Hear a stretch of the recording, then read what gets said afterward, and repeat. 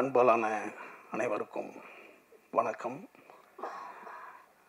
Imman sir ஒரு சுந்தர் பிச்சை மிகப்பெரிய ஒரு இதில் பேசுவார்ல, ஒரு மிகப்பெரிய மோட்டிவேஷன் ஸ்பீச் கொடுப்பார்ல, ஒரு சத்தியம் நாதல்லா பேசுவாங்கள்ல ஒரு தொழிலதிபர்களுடைய மாநாட்டில், அவ்வளோ தெளிவாக அழகாக சார் பயங்கரமாக நல்லா பேசுகிறீங்க சார். ஏன்னா இந்த மாதிரியான வார்த்தைகள் அப்படியே போய் காதில் தேனாக பாயிற மாதிரி பேசுகிறீங்க சார், அருமை சார். அடுத்தது இன்னொரு விஷயம், எவ்வளோ ஆடியோ ரிலீஸில் பாடல்கள் வெளியீட்டில் இசையமைப்பாளர் வருவார், ஆனால் எந்த இசையமைப்பு வெளியீட்டுலேயும் சார் நாங்கள் பாடகர்களை பார்த்ததே இல்லை சார். சார் பயங்கரமான வேலை பார்த்துட்டீங்க சார். ஏன்னா உண்மையிலுமே அவங்களும் ரொம்ப முக்கியமானவங்க தானே, ரொம்ப பெரிய வேலை சார் இது. இந்த பிரசாத் இது புதுசாக பார்த்துருக்கு, ரொம்ப அருமை சார், சூப்பர். அப்புறம் இந்த அர்ஜுனன் பேர் 10 இதில் பாபு யோகி பாபு நினச்சா எனக்கு ரொம்ப மகிழ்ச்சி. 2009 மணிமகால்னு ஒரு ஷூட்டிங் ஸ்பாட் இருக்குது, அதில் யோகியில் ஒரு சிறப்பான ஒரு இது மணிமகால், அது பேரே மணி இருக்கிற மகால் தானே. அதில் வந்தவர் இன்றைக்கி கிட்டத்தட்ட 2009 இன்றைக்கி 2026 300வது படத்தை தொட்டிருக்காருன்றது ரொம்ப மகிழ்ச்சியான ஒரு தருணம். ஏன்னா எந்த பின்புலமும் இல்லாமல் அடுத்தடுத்த தலைமுறை அந்த தொழிலுக்கு வர்றதுன்றது ஒரு பெரிய விஷயமே கிடையாது. எந்த பின்புலமும் இல்லாமல் ஏதோ ஒரு திருவண்ணாமலையில் ஒரு இடத்துல பிறந்து என்ன பந்தல் பாது வாழைப்பந்தல் ஏரியா, வாழைப்பந்தல் வட்டம், அதுக்கு பக்கத்தில் இருக்கிற ஒரு மேல் நகரம் மேலா அப்படின்ற ஒரு கிராமத்திலேருந்து தனி மனிதனாக போராடி, இந்த ரஜினி இந்த விஜயகாந்த்லாம் சொல்கிற மாதிரி தான், சினிமாவுக்கான எந்த இதுவும் யாருக்கும் இவங்களுக்கெல்லாம் இல்லையாப்பா அப்படின்ற மாதிரி இருந்த ஒரு நிலையில் தனக்கென்ற ஒரு மிகப்பெரிய ஒரு மார்க்கெட்டை, என்னென்னா ஒரு மனிதனுடைய கையெழுத்து ஆட்டோகிராஃபாக மாறிடணும், அவன் வெற்றியாளன். ஒரு மனிதனுடைய ஃபோட்டோ வீட்டில் மாட்டப்படணும். இப்போ யோகி பாபுனா வாங்க என்ன செல்ஃபி எடுக்குன்னு வீட்டில் மாட்டுறான்ல, ஒருத்தனுடைய பட்டம் வீட்டில் மாட்டப்படணும். ஏன்னா ஒருத்தனுடைய சொல் தெரியாத மனிதனும் கேட்கப்படணும். யார் அவர் பேசுகிறாரு, நல்லா இருக்குப்பா அப்படின்னு நம்ம யாருன்னே தெரியாதவன் கேட்கணும். இப்படிலாம் போயிட்டா அவன் மாபெரும் ஆசீர்வதிக்கப்பட்டவன், வெற்றியாளன். அப்படி பாபு இந்த நிலையை அடைகிறதுக்கு அவருடைய இறைவனுடைய துணையும் இருந்திருக்கு நிச்சயமாக. ஏன்னா எனக்கு தெரிஞ்சு நம்பியார் சாமிகளுக்கு பிறகு சினிமாவில் மிகப்பெரிய ஒரு பக்தனாக நான் பார்க்குறது பாபா தான். அவர் கேரளாவின் போனால் ஒரு கோயில் மாதிரி வச்சுருப்பாரு சார். ஏன்னா கடவுள் இருக்கு இல்லைன்றது விடுங்க, ஆனால் நம்புனா அது இருக்கும். அப்படி நம்பி நான் இருக்கிறேன்றதால உனக்கு நல்லது பண்ணுறேன்டா அப்படின்னு அந்த கடவுள் நல்லது பண்ணுறதா தான் நான் நினைக்கிறேன். வாழ்த்துக்கள் பாபு, இன்னும் பல உயரங்களை நீங்கள் தொடணும். இன்னும் சொல்லப்போனால் பல 1000 படங்களை பண்ணி கின்னஸில் இடம்பெறணும். இன்னும் பல பேருக்கு நன்மை செய்து உங்களுடைய வாழ்க்கை தரம் எல்லாராலும் புகழப்படணும். வாழ்த்துக்கள் வாழ்த்துக்கள் வாழ்த்துக்கள். அடுத்து நம்ம ராஜ்மோகன், நம்ம லெனின்கிட்டையும் நம்ம சுசீந்திரன்கிட்டையும் வேலை செய்ய. ஏன்னா சுசீந்திரன் பாருங்கள் எவ்வளோ அழகாக சொல்லிட்டு போயிட்டார். ஏன்னா இவனை சேர்த்துக்கலன்னா நம்ம இன்னும் டார்ச்சர் ஆயிடும்ன்ற அளவுக்கு ஒரு உதவி இயக்குனர். அதோடு இல்லாமல் இவன் இந்த ராஜ்மோகன் வேறு இடத்துக்கு போன பிறகு அவனை கூப்பிட்டு, அதுதான் ஒரு ஒரு ஒரு கரிஷ்மான்றது. எங்கேயோ போனவனை இவங்ககிட்ட ஒரு விஷயம் இருக்குடான்னு கூப்பிட்டு, யோகி பாபு நீ கதை பண்ணுடான்னு சொல்லி அதை ஒரு சிறந்த படமாக மாற்றினது இருக்குல்ல. வாழ்த்துக்கள் ராஜ்மோகன். ஏன்னா சினிமா ஒருத்தவங்க சொல்லும், நம்ம சினிமா விட்டு போனாலும் நீ உண்மையாக உழைச்சின்னா சினிமா உன்னை இழுத்துக்கும். சினிமா மட்டும் இல்லை, எந்த தொழிலுமே. அதுக்கு நீங்கள் ஒரு உதாரணமாக இருக்கீங்க. இன்னும் பல படங்களை சுசீந்திரன் சொன்ன மாதிரி பல படங்கள் நீங்கள் செய்து மிகப்பெரிய வெற்றியாளனாக வர என்னுடைய அன்பு வாழ்த்துக்கள். இந்த படம் ஒரு திருட்டை பற்றி சொல்லுது. திருட்டு என்பது சாதாரண விஷயம் கிடையாது. ஏன்னா இப்போ கார்த்திக் நாயகன் சொன்ன மாதிரி எல்லாருமே இங்கே திருடர்கள் தான். ஏன்னா எல்லாருமே ஏன்னா திருடாதவன் ஒன்று பைத்தியமாக இருக்கணும், இல்லைன்னா பிறக்காதவனாக இருக்கணும், அவ்வளோதான். ஏன்னா கோயிலுக்கே பெரிய பூட்டு தான் நம்ம போடுறோம். கோயில் தான் சாமி, அவர்லாம் நம்மளை காப்பாற்றுறவர், அவருக்கே பெரிய பூட்டு போட வேண்டியிருக்கீங்க.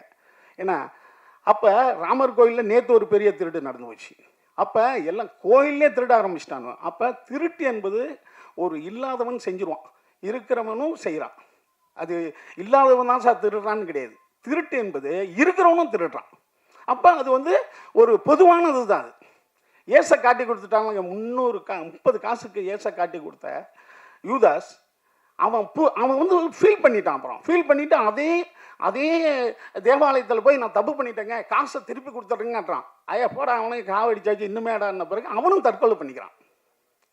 அப்போ இங்கே வந்து கடவுளே காட்டி கொடுக்குற சமூகம் இங்கே உண்டு. ஏன்னா ஆதாம் ஏவாள் தான் முதல் மனிதர்கள்ன்றான். முதல் கொலை அவங்க குடும்பத்தில் தான் நடக்குது. ஆதாவனுடைய முதல் பையனான காயின் அவனுடைய சகோதரனை கொல்றான், ஆபேலை கொல்றான். அதான் முதல் கொலை. அப்போ இது எல்லா இடத்துலையும் நடக்கிறது தான். அப்போ இதில் ஏதோ ஒரு மர்மமும் உண்மையும் இருக்குது. திருட்டு கொலை இதெல்லாம். அப்படியாக இந்த படம் வந்து ஒரு மோட்டார் திருட்டை பற்றி சொல்லுது. எல்லாம் நிறையா சொல்லிட்டாங்க.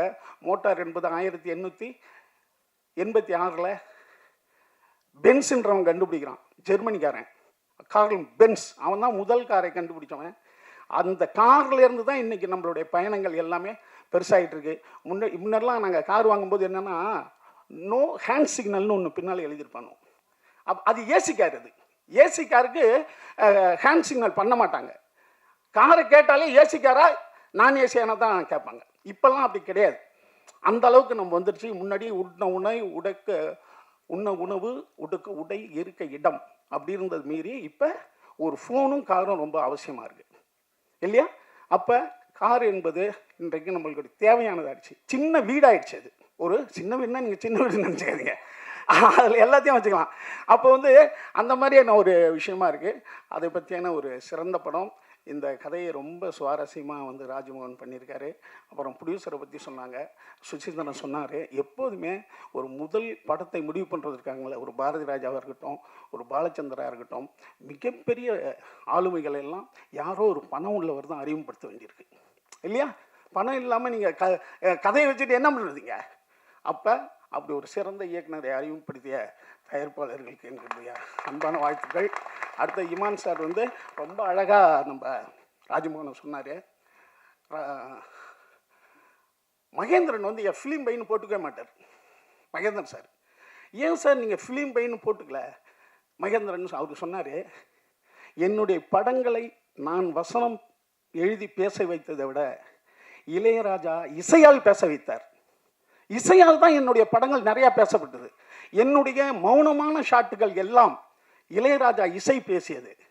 அவர் இவ்வளோ பேசியிருக்காரு படத்தில். அப்புறம் என் ஃபிலிம் பை மகேந்திரன் நான் எப்படி போட்டுக்க முடியும்னார். ஒரு இசையினுடைய வலிமை அது. அப்படி ஒரு இசையமைப்பாளர் உங்களை இவ்வளோ அழகாக பாராட்டி இருக்கிறது என்பது, ஏன்னா அவர் தான் இசை இல்லாமல் படம் பார்க்குறார், நம்ம தான் இசையோடு பார்க்குறோம். அதனால் சில போரான இடம் கூட அவர் இன்ட்ரெஸ்ட் பண்ணிடுவார். ஆனால் அவரே உங்கள் படத்தை மிகச்சிறந்த முறையில் பாராட்டியிருக்காருன்னா நிச்சயம் இது மிகச்சிறந்த படமாக இருக்குது, நல்ல படமாக இருக்குது. அதோட காளி வெங்கட் மாபெரும் கலைஞன். காளி வெங்கட்லாம் பாடி, சார் அடுத்த படத்தில் பாடு ஒன்று கொடுங்க சார், பாட சொல்லுங்கள் சார், பிரம்மாண்டமான பாடுங்க சார், அருமையான பாடுங்க. அடுத்தது வந்து நம்ம லெனின் பாரதி முந்தானாலே எனக்கு ஒரு கதை அனுப்பிச்சார். இந்த படத்தில் பார்த்தேன், சிவானனை சூப்பராக நடிச்சிருக்காருன்னு ஒரு டைரக்டர் அனுப்பிச்சார் எனக்கு கதை சொல்லி. ரொம்ப நம்ம லெனின் பாரதி வாழ்த்துக்கள். அடுத்தது நம்ம யாராவது விட்டுட்டேனாப்பா, நம்ம ஓம் பிரகாஷ். தம்பி ஓம் பிரகாஷ் கேமராமேனு அப்பப்போ என்கிட்ட கேட்டுக்கிட்டு இருக்காரு, அப்போ அவன் யாருப்பா ஓம் பிரகாஷ்ன்னு? அதுக்கு முன்னாடி ஏபின்னு ஏதோ ஒன்று சேர்த்து விட்டுக்க. அடுத்தது மேடம் நம்ம அருள்தாஸ் அண்ணன், மதன், எல்லாமே மாபெரும் கலைஞர்கள். அடுத்தது அப்புறங்க கேமராமேன் பிரதீப். தம்பி தானு சார் மட்டும் ஒன்று பார்த்தாருன்னா, சார் பார்த்தா ஐயா, அதாவது பார்த்தா ஒரு உளி மாதிரி இருக்காயா, உடம்பெல்லாம் மூளை அவனுக்குன்னுவார். அப்படி சின்ன பிள்ளையாக இருந்தாலும் அறிவான பையன். எனக்கு வந்து ரைட்டரில் நான் நடிக்கும்போது எனக்கு கேமரா பண்ணாப்புல. அதே போல் இன்றைக்கும் அதே ஆர்வத்தோட ராஜமோகனுக்கு மிகப்பெரிய ஒரு உறுதுணையாக இருந்து இந்த நல்ல படத்தில் ஒர்க் பண்ணியிருக்காரு. மற்ற எல்லா கலைஞர்களுக்கும் என்னுடைய அன்பான வாழ்த்துக்கள். நன்றி.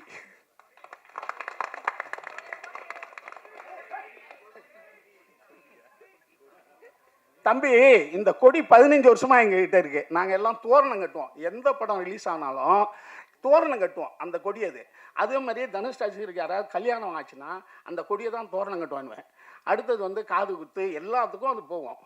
இப்போ என்ன ஆச்சுன்னா, இந்த பசங்க கொஞ்சம் பேர் அதை காரில் மாட்டுற மாதிரி ரெடி பண்ணி எடுத்துகிட்டு வந்துட்டாங்க. இப்போ நாங்கள் வந்து வருஷம் வருஷம் மாவட்ட தலைவர்கள், செயலாளர்கள், பொருளாளர்கள், அமைப்பாளர்கள் இவங்களெல்லாம் கூப்பிட்டு புதுப்பிப்போம். ஏன்னா ஒருத்தன் திடீர்னு துபாய்க்கு வேலைக்கு போயிடுவான், செயலாளராக இருந்தவன். அதுக்கு பதிலாக இன்னொரு போஸ்டிங் போடணும். அப்படி இல்லைன்னா இருக்கிறவங்களுக்கே திரும்பி புதுப்பிச்சு தருவோம். அடுத்தது புதிய மன்றங்கள் திறந்துருப்பாங்க, அதை பற்றி டிஸ்கஸ் பண்ணுவோம். அப்படி வருஷம் வருஷம் ஒரு விழா நடத்துவோம். அதை இந்த தடவை நடத்தினோம். அதில் சில பசங்க காரில் மாட்டுற மாதிரி அந்த கொடியை ரெடி பண்ணி எடுத்துகிட்டு வந்தாங்க. அதை 4 பேருக்கு மாட்டி விட்டோம். அதை வந்து சில நண்பர்கள் வந்து புதிய கொடி அறிமுகன்ற மாதிரி நினச்சிக்கிட்டாங்க. அந்த கொடி எங்கள்கிட்ட இருக்கிற கொடி தான் அது. நன்றி, வணக்கம்.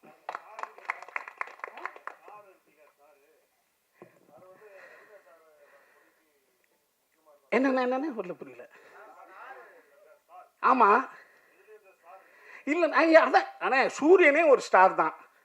ஒவ்வொரு மனிதனும் ஒரு ஸ்டார் ஆகணும். ஒவ்வொரு மனிதனும் வெளிச்சத்தில் இருக்கணும். வெளிச்சம் ஆகணுன்ற ஒரு அடையாளம் தானே அது, இல்லையா? அதனால் இது அமெரிக்கா கொடியிலையும் தான் ஸ்டார் இருக்குது, இல்லையா? எல்லாரும் ஒரு அந்த ஸ்டார் என்பது என்னன்னா வெளிச்சம். அது ஒரு ஒரு ஒரு எல்லாரும் வெற்றிக்கான ஒரு வழின்றதை நம்ம சொல்கிறது தானே. மற்ற அதில் வந்து வேற ஒன்றும் எதுனே அண்ணே, எது எப்போது நடக்குமோ அது நடக்கும்ண்ணே.